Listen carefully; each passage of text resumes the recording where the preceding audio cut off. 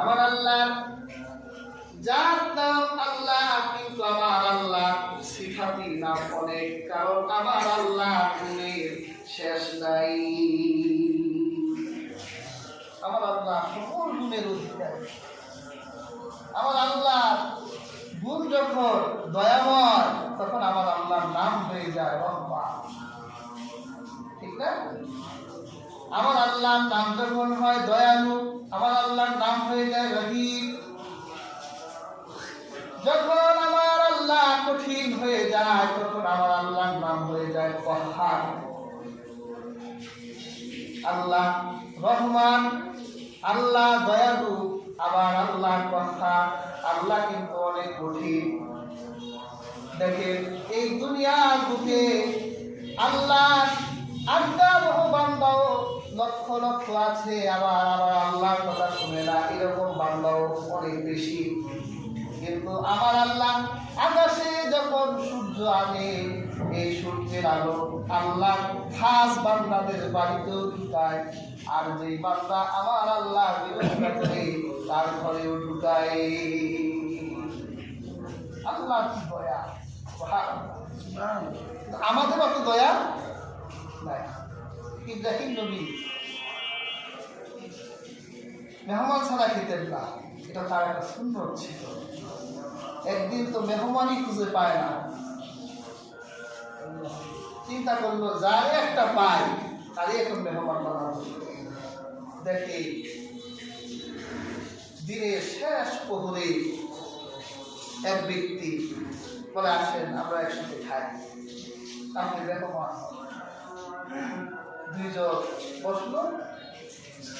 ইব্রাহিম নবী বলে, খাবার বিসমিল্লাহ করে। উনি বলে, বিসমিল্লাহ করবো কেন? আমি তো আল্লাহ মানি না, আল্লাহর নাম নিব কেন? আমি আল্লাহ মানি না, আল্লাহর নাম ছাড়া খাই, আবার আল্লাহর নাম ছাড়া খাওয়া শেষ।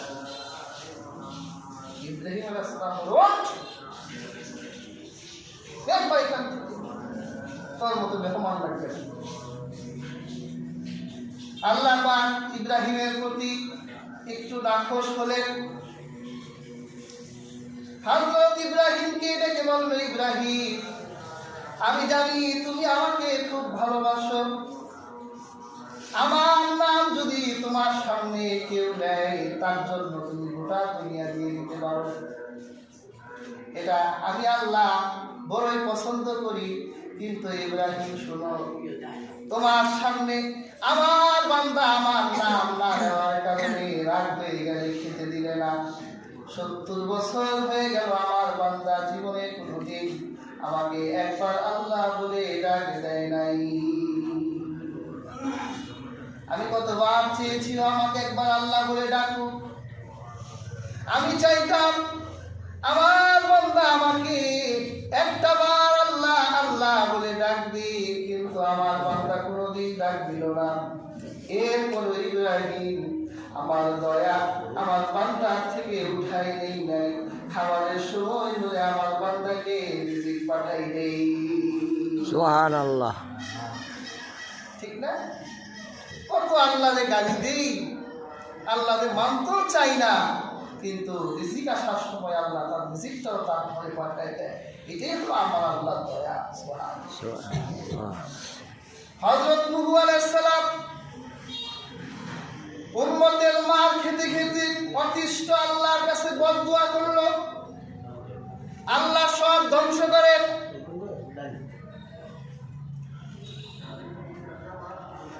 আমার আল্লাহ পাক আকাশ থেকে পানি নামায়, জমিন থেকে পানি উঠায়, যেখানে তাকায় সেখানেই পানি বের হয়।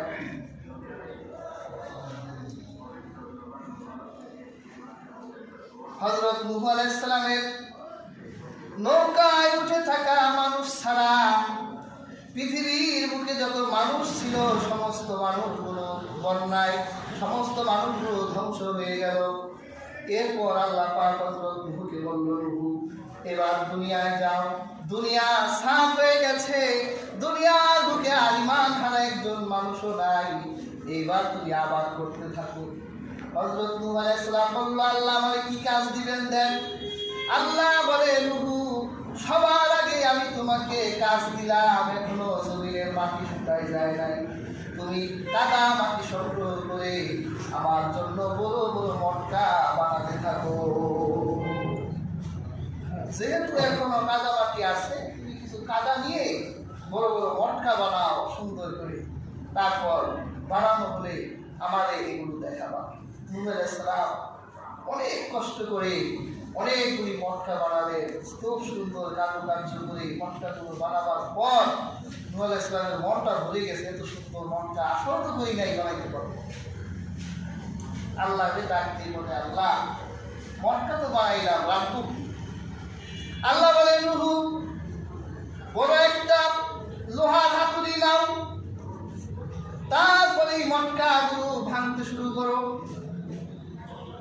নূহ আলাইহিস সালাম বলে, আল্লাহ বলেন কি, এত সুন্দর করে এত পরিশ্রম করে বানালাম, কোনো ব্যবহার করলাম না, এখন যদি মটকাগুলো ভেঙে ফেলি তাহলে কষ্ট তো সব বৃথা। আমার আল্লাহ পাক বলে, নূহ তোমার ভিতর কি কষ্ট লাগে? নূহ বলে, আল্লাহ এগুলো ভাঙতে আমার বড় কষ্ট হবে। ওরে নূহ, এত আদর করে বান্দা বানালাম, 950 বছরের জ্বালাতন সহ্য করতে পারলি না, আকাশে হাত তুলে ফেললি, আমার কাছে তোর উম্মতের বিরুদ্ধে দোয়া করলি, আমার এই আদরের উম্মতগুলোকে পানিতে ডুবাইয়া মারতে আমি আল্লাহর কাছে বড় কষ্ট লেগেছে, মারতে চাই নাই, কিন্তু তুই তো বদদোয়া করে ফেলেছিস, আমি তো তোর বদদোয়া ফেলে দিতে পারি না, এই জন্য আমার আদরের বান্দাগুলোকে পানির ভিতর ডুবাই দিলাম। যা নূহ, এরপর আর কোনো নবীর আগে অপশন দিব না, যে যা মন চাই তা চাও, কারণ অপশন দিলেই আমার বান্দাদের উপর তারা বিরুদ্ধে তারা দোয়া করে বসে। সুবহানাল্লাহ, সুবহানাল্লাহ। এই যে আল্লাহর দয়া, আমার আল্লাহর জাত নাম একটাই, কিন্তু আমার আল্লাহর গুণের নামের অভাব নাই।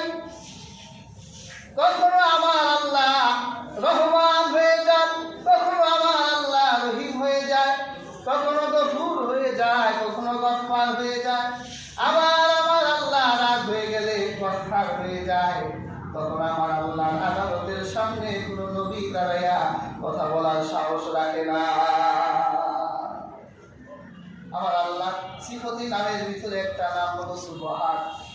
সুবহান অর্থ যিনি যাবতীয় দোষ থেকে মুক্ত, যার কোনো দোষ নাই। আমার আল্লাহর কোনো দোষ নাই, আমার আল্লাহ দোষের থেকে ঊর্ধ্বে, তিনি দোষ মুক্ত। এই জন্য আল্লাহ বনি স্টাইলে তার দোষ মুক্তির সিফত দিয়ে তিনি আয়াত শুরু করলেন, সুবহানাল্লাযী আসরা বিআবদিহি লাইলাম মিনাল মাসজিদিল হারামি ইলাল মাসজিদিল আকসা। আমার আল্লাহ পাক তিনি শুরু করলেন সুবহান দিয়ে, তার কোনো দোষ নাই। শব্দটা আশ্চর্যবোধক শব্দ, কারণ মেরাজের ঘটনা সাধারণ কোনো ঘটনা নয়, এটা অতি আশ্চর্যান্বিত একটি ঘটনা। সেই জন্য আমার আল্লাহ সুবহান দিয়ে শুরু করলেন। কেমন আশ্চর্য ছিল নবীজি যখন আল্লাহর সাথে দিদার করে নামলেন, জিবরীল সঙ্গী হলো। আল্লাহর হাবিব যখন মক্কার কাছাকাছি, আল্লাহ রাসূল হযরত জিবরীলকে ডেকে বলে, ইয়া জিবরাঈল ইন্না কওমি লা তুসাদ্দিকুনি। জিবরীল, আমার কওম কি আমার সত্য হিসেবে মানবে? আমি যা দেখে আসলাম, আমি যদি সকালবেলা আমার কওমের কাছে এই মেরাজের ঘটনা বলি, আমার তো মনে হয় না যে ওরা এটাকে সত্য হিসেবে গ্রহণ করবে। তাই হয়েছিল, কাফেররা বলেছিল মুহাম্মদ তো পাগল হয়ে গেছে। আর যারা নতুন ঈমান এনেছিল, ওদের ঈমান কসুর পাতার ভিতর পানি যেমন থাকতে চায় না, টলমল করে ওদের ইমানটা কর্মন করতে লাগলো। আর কিছু কিছু নতুন ইমানদার, তাদের ইমান তো চলেই গেল, ইমানই তাদের চলে গেছে। তো এটা হইতে পারে কি? মোহাম্মদ আলী মসজিদে হারাম থেকে মসজিদে মুকাদ্দাস যাইতে উঠ দিয়ে যাইতে 40 দিন সময় লাগে, আর মোহাম্মদ একটা রাতে রাতারাতি চলে গেল। এটা তো হতেই পারে না, মোহাম্মদ তো পাগল হয়ে গেছে। নাউজুবিল্লাহ। কাফেররা বলছে পাগল। আর নতুন ইমানদার প্রচুর পানির ভিতর যেমন পানি টলমল করে, ওদের ইমানটা টলমল করতে লাগলো। আর কেউ কেউ তো মুরতাদি হয়ে গেল। সুবহানাল্লাহ। প্রিয় হাজরিন, আল্লাহর হাবিবের এই মেরাজ শুধু রূহ ছিল না, দেহ ছিল। আল্লাহ রাসূলের মেরাজটা ওই ব্যক্তি সঞ্চয় করতে পারবে যার ভিতরে রূহানি জ্ঞান আছে আর যার ভিতরে জিসমানি জ্ঞান আছে।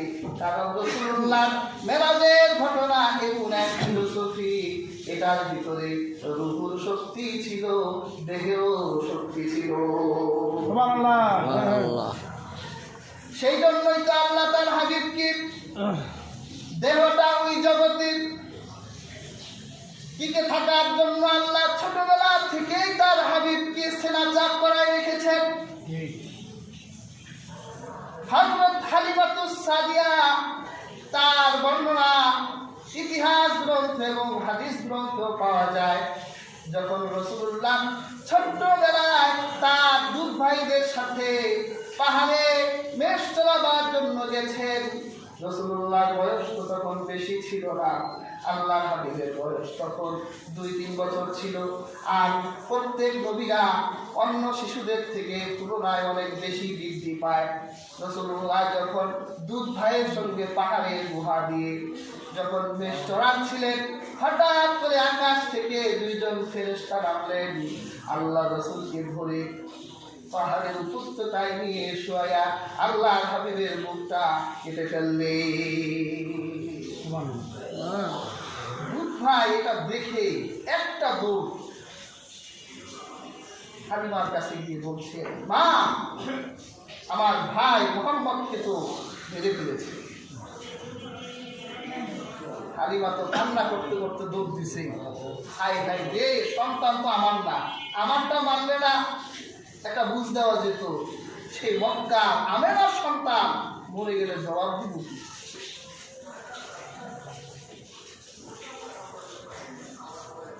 হাজির গিয়ে দেখলে আল্লাহ